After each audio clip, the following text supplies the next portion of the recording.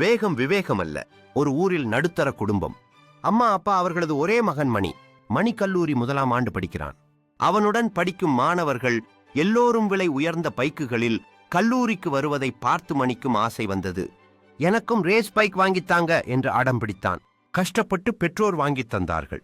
Bike கிடைத்தது. மணி வேகமாக ஓட்ட ஆரம்பித்தான். வளைத்து வளைத்து முந்தி முந்தி உயிரை மதிக்காமல் பறந்தான். ஒரு நாள் பாலத்தில் வேகத்தில் சென்றபோது நிலை தடுமாறி பால சுவரில் மோதி கீழே விழுந்தான். உடல் சிதறியது, கண்கள் மங்கியது, உயிர் மெதுவாக போகத் தொடங்கியது. அப்போது திடீரென மணி மணி 8 ஆகுது, கல்லூரிக்கு போக வேண்டாமா அம்மாவின் குரல். மணி திடுக்கிட்டு எழுந்தான். வியர்வையில் நனைந்திருந்தான்.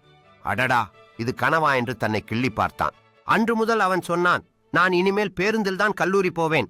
அம்மா அப்பா ஆச்சரியப்பட்டார்கள். மணி மனதிற்குள் நினைத்தான், நல்ல வேளை கனவு உண்மையாக இருந்தாலம்மா அப்பா என்ன ஆகியிருப்பார்கள். பாடம் வேகம் வாழ்க்கையை அழிக்கும். சப்ஸ்கிரைப்.